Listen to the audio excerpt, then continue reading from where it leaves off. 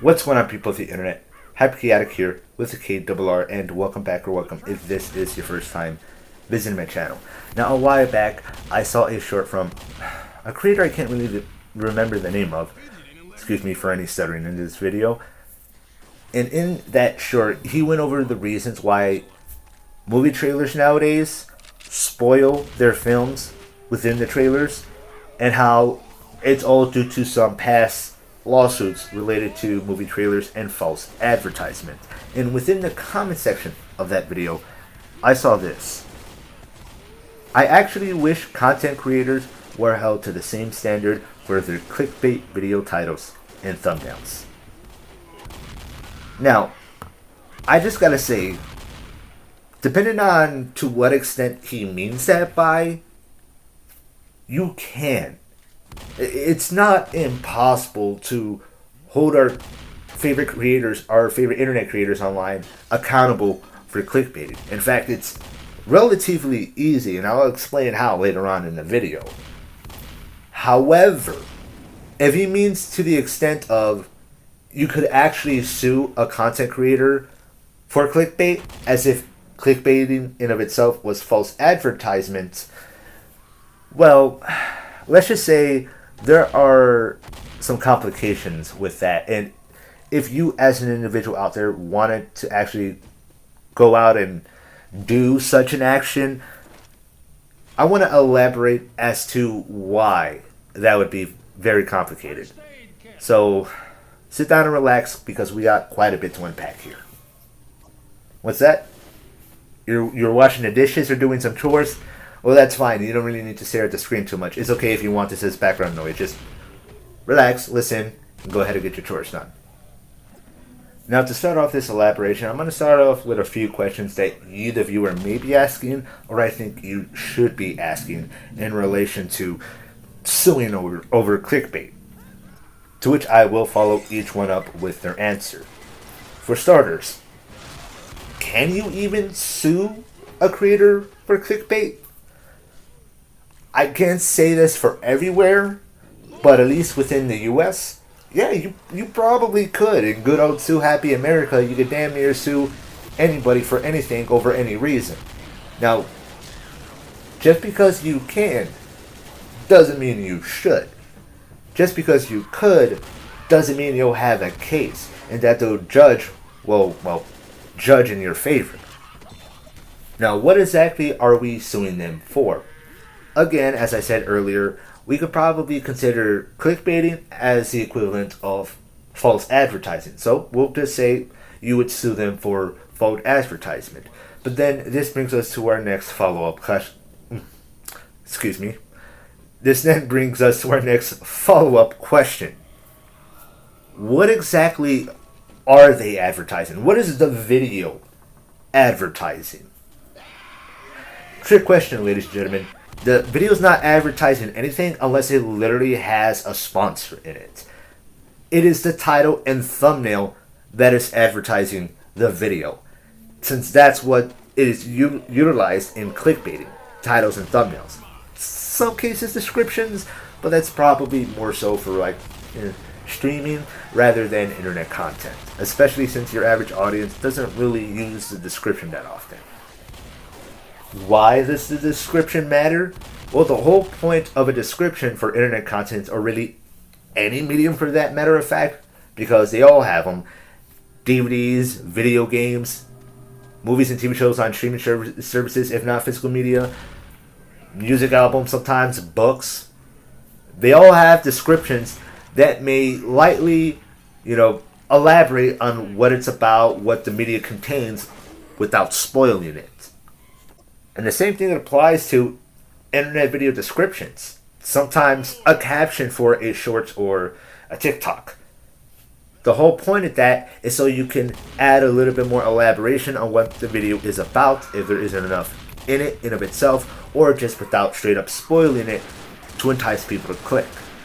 To give them more information to go off of if the thumbnail and title, or in the case of a movie, the title and banner is not enough.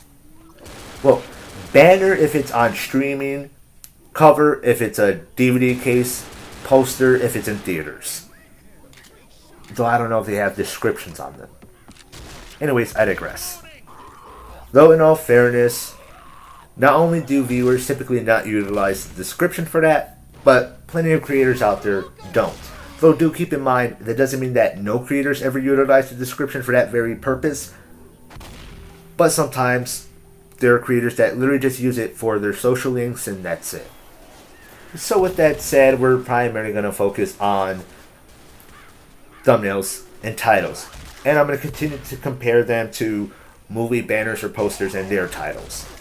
But I'm also going to do some comparing and contrasting to mobile game ads. And help you understand why it would just truly be complicated to win a case for false advertisement over internet content.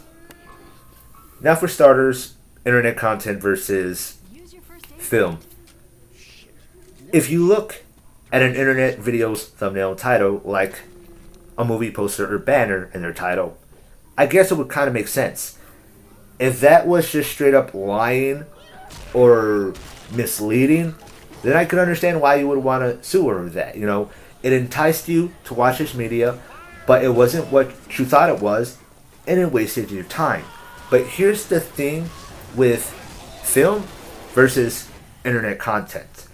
Film, whether it's on DVD, streaming, theaters, you're not just wasting your time, you're wasting your money. Now, it's harder to have a case in the case of streaming because, you know, an abundance of content, don't like that movie, go to another one. But with a DVD or theaters, you're paying to see that one film. You're not just wasting your time, you wasted your money. It was a financial loss because you can't sue for wasted time. I mean, you could try, but you're not going to be successful. I've never heard of such a case. Whereas internet content, that's free. Now, this is probably more along the lines of streaming, where you got an abundance of other videos you can choose. So if you don't like that one, or it wasn't what it seemed like, you go on to something else. But again, unlike with streaming, you don't pay for anything with the exception of your internet bill. And that has nothing to do with you wasting your money. Now, before anybody says, what if I pay for something like YouTube Premium? That doesn't count here because you can still watch those videos for free. All that does is it prevents you from having to see ads or skip them. And you can still support the creator financially in that way. But that's not the same thing here. Okay, and I don't think you can sue for wasting YouTube Premium membership either, because you're choosing to watch that video instead of go on somewhere else. If you don't watch long enough for it to get a proper view, then they're not going to make much money off of it anyways. I think you got to be like, I don't know, halfway before they make anything from your YouTube Premium. I'm not sure, don't quote me on that though. But we're not going to take that into consideration because that's not a requirement. Like how you need to pay for a ticket to get into the theaters. In order to watch the DVD, you have to pay for it and take it home. Streaming, you got a paywall. You got to have to pay for the service. You don't have to pay for YouTube Premium. That's optional. The content is free. Yes, there's ads, but it's free. And because of that free aspect and where the worst case scenario you're going to waste your time, this is where my comparison to mobile games comes into play. And mobile game ads. Now, mobile game ads, they outright lie sometimes. More often than not, they lie. Oh, here's this puzzle game. It's actually a garden game. Here's this shooting side-scroller. It's somehow just like another fucking, I don't know, clone of Clash of Clans. Or what, maybe not clone, whatever genre of Clash of Clans is in. Or just another one of those build and wait simulators. Now, that's just straight up false advertisement. False advertisement is illegal. But if you wanted to sue a mobile game company for false advertisement, you, again, wouldn't have too much of a case other than, yeah, it's illegal. Maybe they'd get slapped with a fine and that's it. But that wouldn't stop them because, you heard that? I literally slapped my wrist because that's all it's going to be. There aren't really much real consequences when it comes to false advertisement in the mobile gaming space. And since those games are free, you're not wasting any money. only your time if you choose to even play them. Now, if you play them and then pay for a microtransaction, and that microtransaction wasn't what you thought it was, then sure, you could probably sue over that. But like, what, you're gonna sue over what? 99 cents, $2, $5? Do you know how much legal fees are? Would that really be worth it? Unless you could start a class action lawsuit and then, oh look, congratulations, now you got $20 back out of that. Never mind what you still would have wasted in legal fees, even if that's shared amongst others in the class action lawsuit, or if you got a lawyer to do it pro bono. Just in the end, it wouldn't be worth it. And again, I mean, maybe you put some serious consequences on one company, but that's not going to have a shattering effect on others and deter them from using a strategy that still works for them, because they still get players regardless. Frankly, if you think a mobile game is false advertising to you, don't even bother with a lawsuit. You just shouldn't even waste your time touching it, period. And don't even think about doing so if you actually give it your time of day. What, you're going to sue them for false advertisement now, but you've been enjoying it for like a month and a half? I mean, no, hey, if sometimes you do enjoy what the games actually are, but you're good luck even suing when you've literally been enjoying the game for what it is this entire time. Even if you can sue for wasting your time, which we went over, you can't. You didn't waste it. You clearly enjoyed playing the game. But in general, it's easy for them to get away with it because people aren't losing anything but their time. You know, there's no financial value loss. It doesn't cause you any physical or emotional trauma of the sort. There's just nothing you could do with that other than, again, get them hit with a fine, which won't do shit to deter them. Even if you could get somewhere in a lawsuit with Clickbait, it'd be the same thing. It's free content. You don't have to waste your time with it. You don't waste your money with it. And there's no way it's going to bring you emotional trauma or physical trauma. Unless, worst case scenario, it's just straight up misinformation on, I don't know, medical treatments, or a news broadcast that causes you to panic. In such a circumstance, maybe you would. Maybe you would. But it wouldn't just be for clickbaiting. It would just be straight up spreading dangerous misinformation that you're suing for. That's not even false advertisement. You'd be just suing for trauma, emotional and physical trauma. Basically, such a hypothetical is a separate case for a separate legal issue in of itself. It has nothing to do with false advertisement or clickbait, when that's literal misinformation or disinformation within the video itself. Not the advertisement for the video, the thumbnail and clickbait, but the actual contents of the content. Now, I hope that helps. Legal elaboration over. Now let's go over what you as a viewer can do to hold creators accountable for clickbait and why it's so hard to do so. Even though the action of doing so, it's so easy that a 2-year-old could do it. But the thing is, you need a ton of 2-year-olds to do it. You need to do it in mass. What do I mean by that? Well, the way you, the average viewer out there, the general audience, can hold your favorite creators accountable is literally to call them out on their bullshit and not watch it if it's straight up clickbait.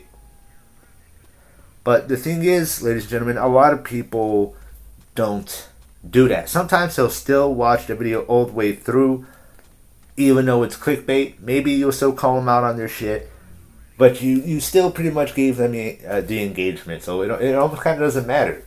Enough for them to still make money off of it. Now, maybe you're saying, but isn't commenting to call them out on their bullshit still engaging as well? Yes, it is. But here's the thing. You only need so many people out there to do it. Like, maybe just like a few, 20 or 50 to call it out. Hey, it's clickbait. It's clickbait. Here's what you did to clickbait us. This is why it's lying. Call them out. You just need that many people to call them out on their bullshit. Everybody else, like those comments. Now, unfortunately, that still counts as engagement on a video. But as long as you're not giving them the view time where that matters the most important bit of engagement, then their video is going to die off in the algorithm. And at least all these likes on these comments saying, it's clickbait, here's why, don't waste your time, is going to prevent others from wasting their time. That's going to prevent others from rewarding that video with their attention. But again, it needs to be done in abundance. Every little view counts for a creator. Every additional view, every additional engagement, that helps them in the algorithm. Every less view, less bit of engagement hurts them in the algorithm. Literally, the best course of action against clickbait engagement farming content is for you to do nothing. I mean, yeah, you can still do something like call them out on the bullshit to warn others. But if you're the one being warned, you don't have to do anything from there. Literally just do nothing. Show that video apathy. Apathy will be the death of it. It gets no attention. But if the general audience base just doesn't care, they enjoyed the video anyways, they'll give it a pass because they really like the video, or it's their favorite creator, or little to almost nobody is calling them out on their bullshit, then what does it matter? They're literally being told they can get away with it and they'll get rewarded for it with your attention. Now, if you want such an example where a community just doesn't hold their favorite creator accountable, then I recommend checking out the comment section of this one video. Maybe see it for yourself just to see how he's clickbaiting. I know it's weird. I'm telling you to go check out a clickbait video just to see for yourself that he's clickbaiting. But the only way you're going to know is to see it for yourself. I will tell you how he's clickbaiting, why he's clickbaiting. But to truly see it for yourself, you got to see the video, then see the comment section, and just how little anybody's calling this creator out on his bullshit. Still, I know it's funny, but nonetheless, it will be linked down below if you want to see for yourself the clickbait and how nobody calls it out.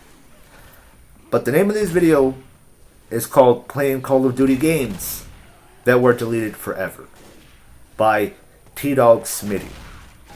Now here's the funny thing about the video, because I did actually watch it all the way through, as you can see from the viewed video indicator in the screenshot. For those of you who don't know, the view video indicator is literally that red bar at the bottom.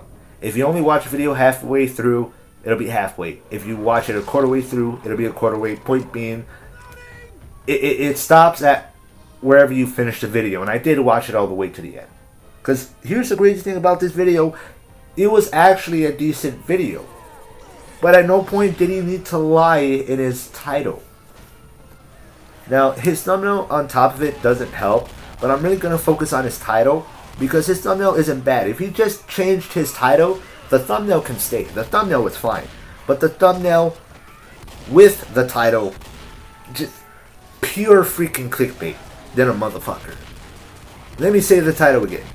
Playing Call of Duty Games That Were Deleted Forever. You hear playing Call of Duty games that were deleted forever, you're probably thinking he literally got his access on like some unfinished copies of some COD games, and he's gonna play them. He's gonna play its alpha stages, what it was at before they decided to cancel, right?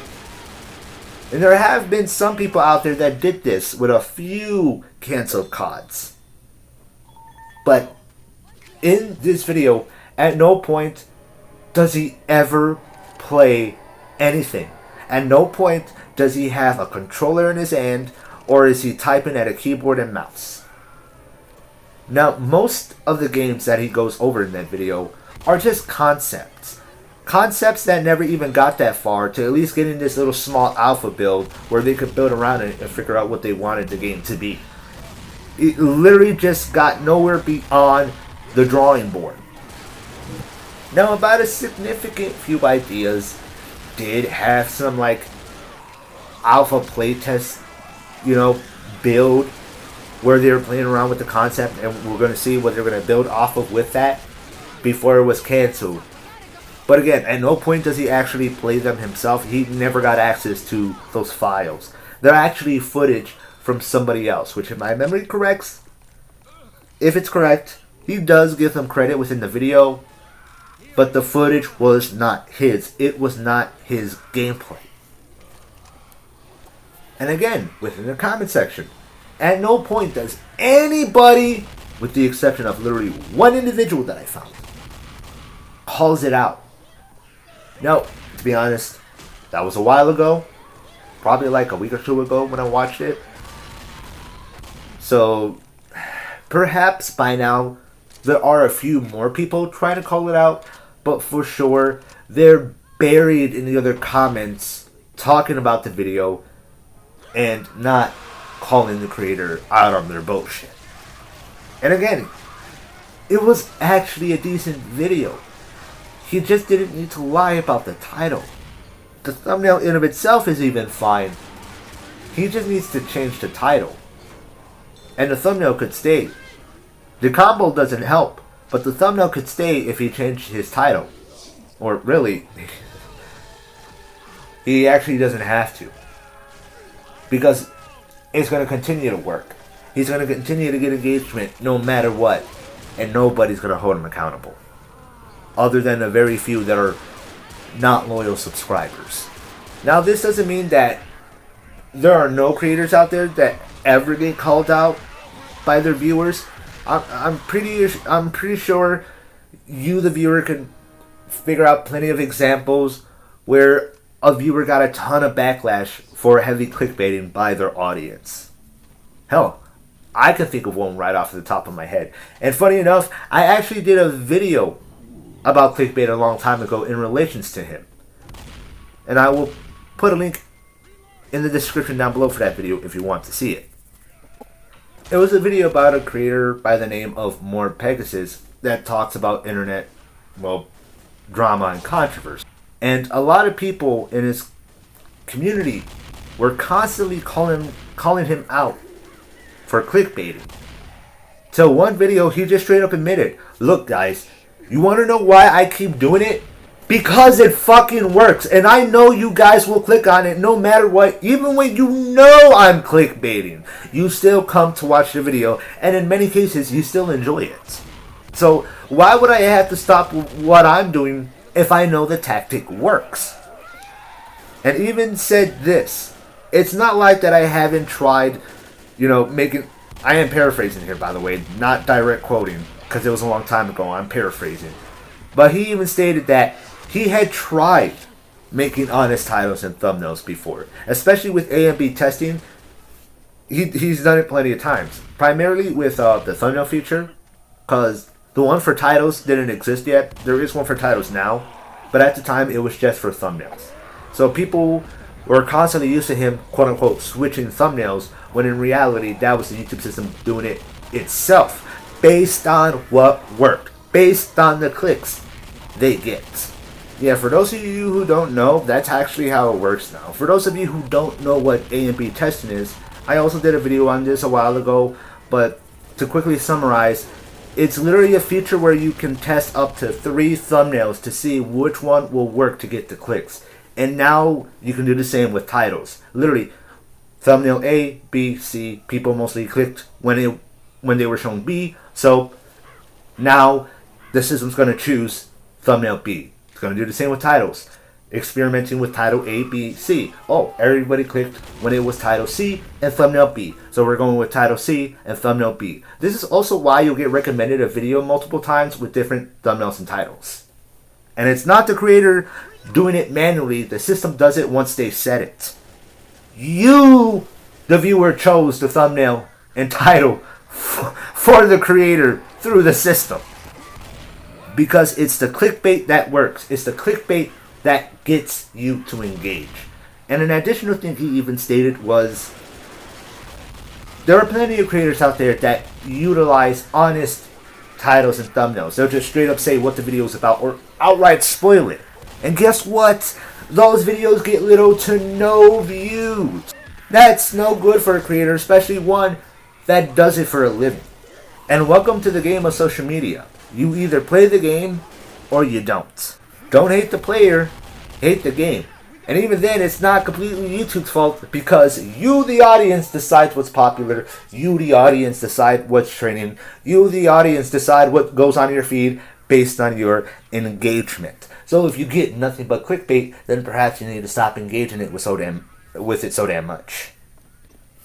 And even then, again, even when people call it out, they still watch those creators instead of withholding their attention.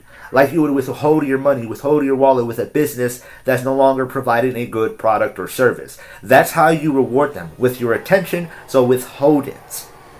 And even then, with some creators, like I mentioned, T-Dog Smitty, they'll still have a community that just doesn't care. And they'll take whatever they feed them, no matter what. Welcome to the internet. Welcome to social media. Welcome to YouTube. So if you've been wondering why clickbait consistently persists as a tactic from creators and why it just doesn't seem to go away, that's why. It won't die off as a trendy tactic until you, the viewer, kill it off. It's very much possible to hold your favorite creators accountable for clickbait. Probably not in the legal sense, but it's possible. But you gotta do it in mass. You gotta do it in high numbers. You gotta withhold your attention. You gotta stop feeding the machine. You change your consumption habits, people within the industry will change their publishing and advertising habits. Heck, it may even be possible to hold them to the same standard as high production studios, which I personally don't think you should. I don't think you should be holding somebody who's probably making videos in the comfort of their home to the same standard of big production studios. That's just ridiculous. But if you want to hold them to a high, good standard, that's all on you, the general mass audience. Not just a few individuals calling them out on their bullshit, but still persisting to view anyways. And hey, look, I'm not acting like I'm any better, because my example, I still watched the video all the way through. And I still enjoyed it, just to see if it was still a good video. But by no means was it necessary to clickbait. And for that reason, I won't be watching them again. Anyways, if you've enjoyed this video, make sure to leave a like. And hey, if not, leave a dislike and a comment telling me why, as well as your general opinion on clickbait, as well as some criticism to help, excuse me, man, I keep stuttering so much, to help me get better. And of course, if you did enjoy, subscribe to add a little dose of chaos in your life. If not, please do leave your dislikes, because they do matter. And I appreciate your time, even if you didn't enjoy it. HK out, and have a good one.